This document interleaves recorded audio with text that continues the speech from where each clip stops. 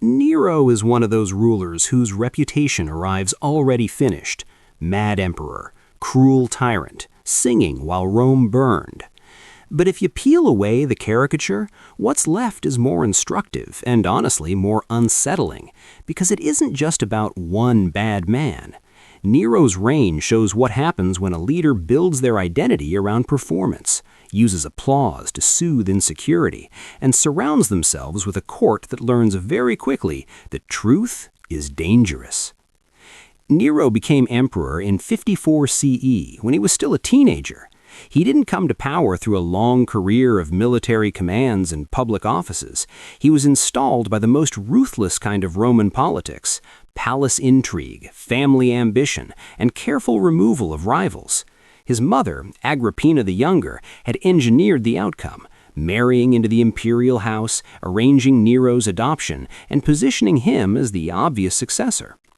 That origin story matters because it plants a seed of doubt at the center of the regime. If you didn't earn the throne the way Roman elites like to imagine power should be earned, then you will always have to live with the feeling that the throne could be taken away by another arrangement, another marriage, another whisper in the right ear. And if you're insecure, that doubt doesn't stay quiet. It grows teeth. In Nero's case, the insecurity found a companion, an intense hunger to perform. He loved music, acting, poetry, and public spectacle. Rome itself was no stranger to entertainment: games, theater, chariot races, public festivals. But there was a social rule for aristocrats, and especially for the princeps, the first citizen who held imperial power. You could sponsor shows, you could patronize artists, you could display generosity. What you were not supposed to do was step onto the stage as the performer. That blurred the line between ruler and entertainer, between dignity and craving, between command and applause. Nero didn't just blur the line, he crossed it with conviction. He trained seriously and wanted recognition not as a patron, but as an artist. And that's the moment performance becomes political risk, because a ruler doesn't just need an audience, a ruler needs honest information. A performer needs a controlled scene. Governing is a constant interruption. If your sense of self depends on being admired, then criticism stops being useful feedback and starts feeling like personal hostility. Silence stops being neutrality and starts feeling like rejection. And real problems, crime, taxes, provincial unrest, military loyalties, stop being issues to solve and start becoming hecklers in the crowd. This is where the echo chamber begins. It doesn't begin with evil, it begins with incentives. People around the emperor learn what is rewarded and what is punished. If praise brings access, security, and promotion, and blunt honesty brings suspicion, demotion, or worse, the court quickly becomes a hall of mirrors. The emperor hears their own desires repeated back as wisdom.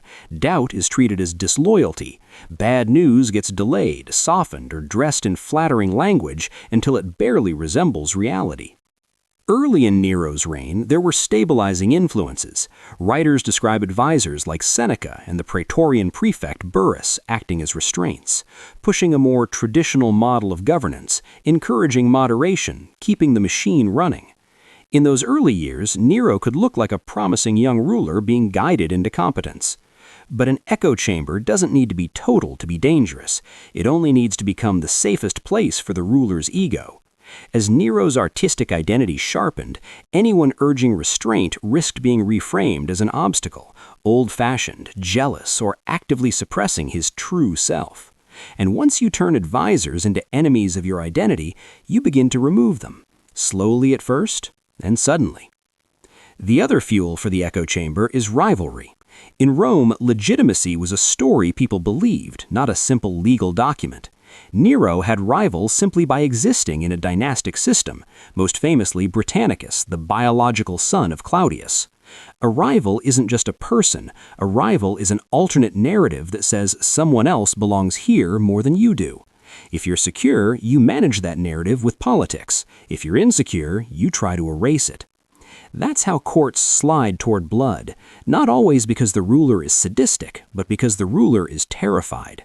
They are protecting not only the throne, but the fragile self behind it. When that fear is echoed back by a court that profits from fear, it escalates. Suspicion becomes normal. Accusations become a career move. People prove loyalty by proposing harsher and harsher measures against alleged enemies. Even Nero's relationship with Agrippina fits the pattern. She had helped place him on the throne and expected to wield influence, but her presence also reminded Nero that his authority had a source outside himself. For a ruler trying to be the star of every scene, sharing the stage with the person who built the theater becomes unbearable. Ancient accounts describe an escalating conflict that ended in her murder. The details may be embellished, but the political logic is brutal. As the more Nero needed total control of the story, the more dangerous an independent power base, even his mother, became. Once the court learns that flattery is safety, the echo chamber doesn't just preserve the ruler's feelings, it warps the state's decision-making. People compete to tell the emperor what he wants to hear. They don't only praise his choices, they praise his instincts, his suspicions, his anger. And the most poisonous trick of all is moral validation. The court doesn't simply agree, it tells the ruler he is right to punish. That dynamic rewards escalation. Accusing someone of disloyalty becomes a way to demonstrate your own loyalty. Recommending harsh punishments becomes proof that you understand the emperor's fears. And as soon as one person gets rewarded for zeal, everyone else has to match it. This is how a court becomes a machine. It manufactures enemies, because enemies justify the machine. In Nero's Rome, this connects to a broader climate of prosecutions and informers.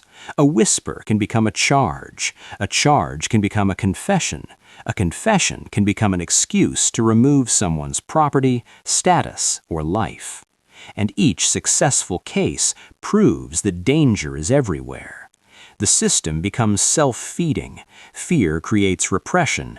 Repression creates more fear. And the emperor becomes ever more dependent on the echo chamber to feel secure. A major rupture comes with the Pisonian conspiracy in 65 CE, a real plot involving members of the elite. Any ruler would be shaken by proof that insiders were willing to conspire. But an echo chamber turns a real conspiracy into a template for imagining countless others. The logic shifts from find the conspirators to assume conspiracy is normal, and then to purge preemptively. This is also where the last restraints tend to fall away. Ancient writers portray the forced suicides and executions after the conspiracy as both punishment and message.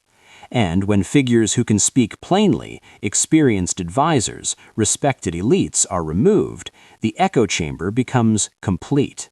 The emperor is now surrounded by people who survive by reflecting him back to himself. Then comes the crisis that hardens Nero's legend, the Great Fire of Rome in 64 CE. Rome was a dense, crowded city built with plenty of flammable material. Fires were common. Ancient sources argue about Nero's role, and later tradition crystallized into the most dramatic image possible, the emperor singing while the city burned. Modern caution is sensible here because direct proof of deliberate arson by Nero is not solid. But even if you set aside the sensational claims, the political lesson remains. A crisis is a test of reality handling. A ruler who governs like a performer will treat the crisis as a battle for narrative control. It becomes essential not only to respond, but to look like the author of the response, to dominate the story, to restore the scene. After the fire, Nero's rebuilding plans and the construction of his lavish palace complex became part of the public narrative, fairly or not, that he was more invested in a grand personal vision than in shared recovery. And when rumor demanded someone to blame, scapegoating offered a simple script for a messy reality. Identify a villain, punish them publicly, and announce that order has returned. Echo chambers thrive in this moment because they offer the ruler a comforting illusion that chaos can be ended by performance and force. For a time, spectacle can work. Public shows, gifts, festivals, a carefully managed image of generosity, these can produce genuine popularity among certain groups, especially when elite critics sound smug or distant. Public opinion in Rome wasn't a single unified thing, and Nero may not have been universally hated during his reign. But performance has limits. It costs money. It depends on constant novelty. It cannot fix structural problems, and it cannot replace legitimacy when the real power centers, armies, provincial commanders, and political elites begin to doubt the regime. As Nero's reign progressed, strains increased. The fiscal burden of projects and displays grows heavier. Resentment rises among senators who see tradition being mocked. Provincial instability becomes harder to hide. And the critical point is this: an echo chamber delays bad news. It softens warnings. It disguises the seriousness of threats until they are no longer manageable. By 68 CE, revolts and defections reveal the final reality. In the Roman system, legitimacy ultimately rested on the cooperation of institutions, especially the loyalty of armies and commanders, and the willingness of key political bodies to accept the emperor's rule. When that cooperation fractures, applause in the capital can't save you. Nero's end, declared an enemy and driven to suicide, feels like the final act of a life built on the stage. Even his death becomes part of the persona, dramatic, obsessed with how it will be remembered, clinging to the idea that the story can still be controlled. And that is the deeper warning here. Nero is not only a cautionary tale about cruelty or excess. He is a cautionary tale about systems that reward flattery and punish truth. When a leader's identity is built on validation and the inner circle profits from feeding that need, governance turns into theater.